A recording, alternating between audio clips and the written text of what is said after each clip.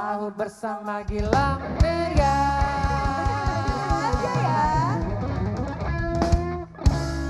Kita kembali di Sahur bersama Gilang Dirga.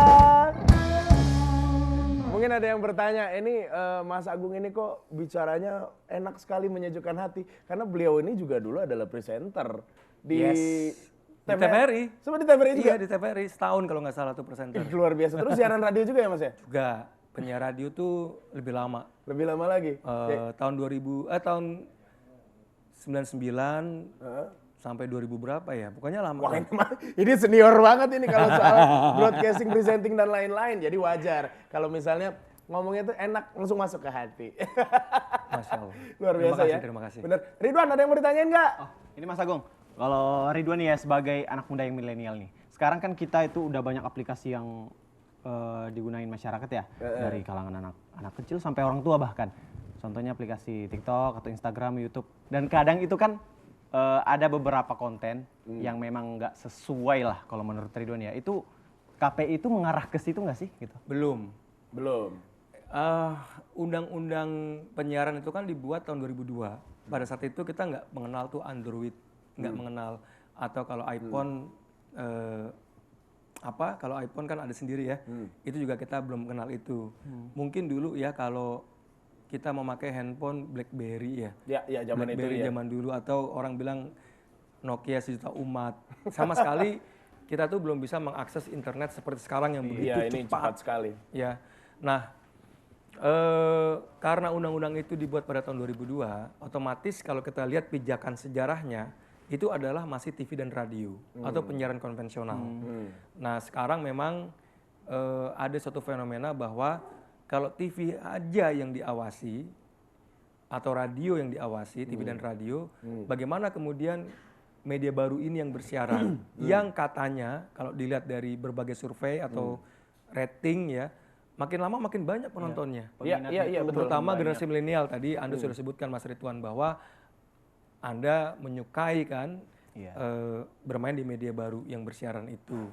Nah, memang banyak hal yang kita itu nggak sepakat terhadap konten di media baru. Betul. Umpamanya gini, waktu itu ada anak remaja membunuh anak. Iya. Karena mereka viral. menonton dari media baru yang bersiaran. Ya. Nah, ini kan bahaya kalau kemudian media baru ini tidak diatur, maka ya akan, ini kayak puncak gunung es ya, puncak gunung es. Jadi lama-lama akan runtuh itu kan. Ya lama-lama makin banyak, kita hanya tahu di permukaan saja, tapi di bawahnya itu kan banyak banget. Banyak sekali. Ketutupan laut atau di bawah gitu kan, luar biasa. Jadi wacana untuk perubahan RUU itu sudah ada.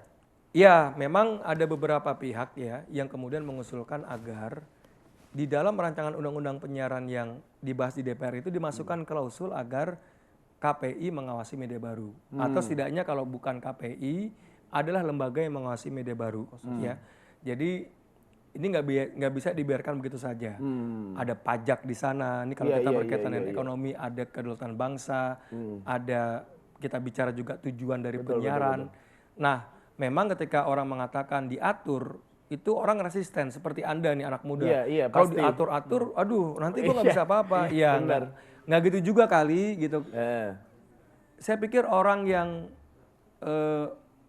ingin agar media baru ini diregulasi tidak ingin mengekang kebebasan ekspresi atau kebebasan dari masyarakat, apalagi kaum milenial. Iya, paham. Tidak. Jadi kita bukan dalam konteks untuk mengekang seperti itu, atau bukan dalam konteks untuk kemudian memberangus kebebasan, tidak.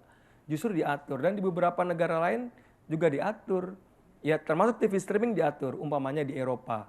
30% dari TV streaming yang di Eropa bersiaran, yang video on demand, itu kontennya konten Eropa. Nah, kenapa kita nggak bisa buat regulasi seperti itu? Iya. Nah, kemudian media baru yang bersiaran lainnya, umpamanya, ya tidak boleh kemudian mewartakan tentang hoax atau kekerasan. Nah, kita ingin bukan pemilik akunnya yang dipidana, ya, tetapi pejabat atau mereka yang punya platform itu yang kemudian juga ikut bertanggung jawab. Oke. Ya, dikasih. Kalau KPI kan dengan lembaga penyiaran, kalau Anda berbuat salah sebagai artis atau Mas Ridwan berbuat salah, Yang ditegur bukan artisnya, Tapi TV-nya. TV-nya. Nah, Iya. kami ingin juga begitu bahwa loh kok konten-konten seperti ini bisa dibebaskan begitu saja, kok bisa lepas dari Iya. platform tersebut. Oke, Nah, oke. kita ingin agar platformnya juga harus punya tanggung jawab. Hmm. Jadi bukan hanya orang-orang yang kemudian punya akun atau membuat konten, tapi juga Betul. harus ada tanggung jawab. Nah, nanti ada dinamika dan kemudian saya yakin akan ada ya masing-masing pihak kan akan kalau ada regulasi akan Ya diskusi lah. ada titik imbang dan kemudian menjadi konten semakin baik dan semakin berkualitas. Iya, mudah-mudahan ya. Tapi walaupun masih berupa wacana, ibaratnya ini masih jangka panjang, tapi kan niat awalnya itu adalah gimana caranya memperbaiki mental dari masyarakat itu sendiri kan. Maksudnya dalam artian membuat kita sadar bahwa sebagai manusia kita harus melakukan sesuatu sesuai dengan jalur yang sudah ditentukan. Ya, saya sih gini, masyarakat udah cerdas kok ya, jadi nggak perlu kemudian kita bicara tentang perbaikan mental. Saya yakin masyarakat udah cerdas. Yang kita tuntutkan adalah platform itu, pejabat media baru itu harus punya tanggung jawab juga. Iya, betul. Jangan kemudian dia meraup keuntungan Benar. dari Indonesia, kemudian mengindahkan banyak hal. Nah, Itu yang kami tidak betul. inginkan. Iya, siap. Kalau Mas Ridwan silakan Berekspresi. Berekspresi. Jadi nggak diatur sembilan rupa. Aduh, zaman-zaman sekarang tuh kalau pengaturan yang sangat ketat, jangan deh. Kita juga nggak ingin seperti itu. Iya. Cuman bagaimana kemudian pejabat platform tersebut bertanggung jawab terhadap setiap konten yang tersiar. Mantap. Jangan hanya Ini luar biasa nih kayak warganya gini. aja yang Seperti yang tadi sudah disampaikan juga, maksudnya secara mekanisme KPI itu kan bekerjanya kalau misalnya nanti akan ada aduan dari masyarakat melalui hotline yang sudah disebarkan juga, itu baru kemudian KPI meninjau ulang apa yang sedang terjadi di sana, baru kemudian memberikan teguran kepada TV tersebut. Iya, berarti. ini contoh kalau di lembaga penyiaran di Undang-Undang 32. Bantu. Ada. Nah, jadi gini. Ini menarik ya. Iya. Kita punya namanya P3 dan SPS. P3 dan SPS. Ini semacam kitabnya KPI.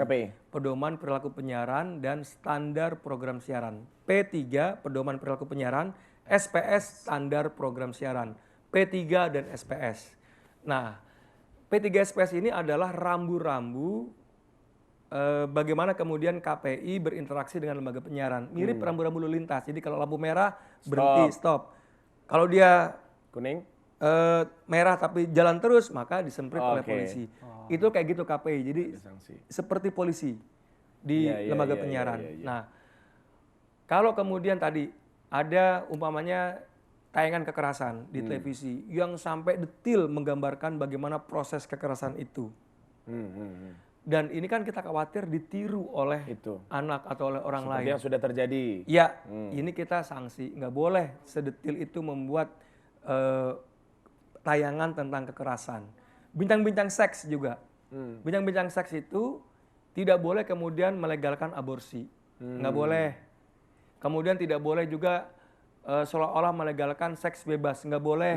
Dan ketika bincang-bincang seks itu harus didampingi oleh pakar, dokter, kayak gitu. Jangan umpamanya bincang-bincang seks yang datang paranormal, yang nggak boleh. Iya. Nggak nyambung. Nggak nyambung. Gitu kan, Coba ada dukun katanya, aku nggak tahu dukun apa paranormal ya, aku nggak tahu sebutannya lah.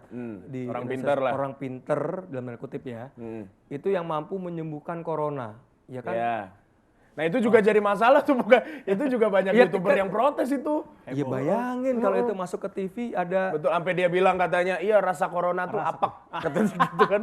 Ya ada orang tersebut. Saya pernah melihat juga itu saya lihat di media sosial ya, itu entah di negara Indonesia atau di Malaysia, ada seorang juga yang katanya mengaku orang pintar, mengaku menyembuhkan corona, ternyata ketika orang yang kena corona datang, dia ketularan juga. Iya, benar. Ya,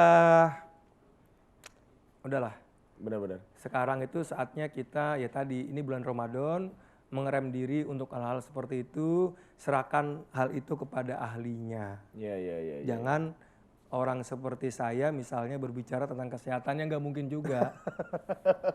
Ya nggak apa-apa kalau selama pengetahuan kita dan punya dasarnya nggak masalah. Kecuali saya cuma share misalnya tentang peraturan Kemenkes, lalu KPI bagaimana sih dalam menyikapi Permenkes di lembaga penyiaran itu bisa tanya ke saya. Tapi kalau tanya ke saya bagaimana Mas Agung mengobati corona, aduh saya nggak mau menjawab itu. Karena bukan bidangnya. Bukan ranah saya dan saya nggak punya kompetensi. Ih luar biasa, seorang ketua KPI aja merendahkan dirinya seperti itu loh, luar biasa itu. Jadi contoh. Tapi maksudnya begini, saya bisa tarik kesimpulan bahwa televisi, media penyiaran, dan juga para pengisi acaranya berarti memiliki kewajiban dan tanggung jawab untuk memberikan edukasi bagi penontonnya. Ya. Jadi nggak cuma sekedar memberikan hiburan, cuawaan yang ngaco dan lain-lain. Tapi mungkin ke depannya setiap artis juga harus sadar bahwa mereka bukan cuma penghibur, tapi mereka memiliki tanggung jawab untuk memberikan edukasi buat penonton. Cocok jadi komisioner nih. Tepuk tangan dong.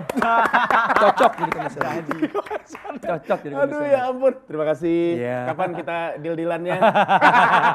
Oke pemirsa, habis ini kita masih ngobrol dengan Mas Agung ya. Jangan kemana-mana, tetap di Sahur Bersama Gilang Dirga. Sahur bersama Gilang Dirga.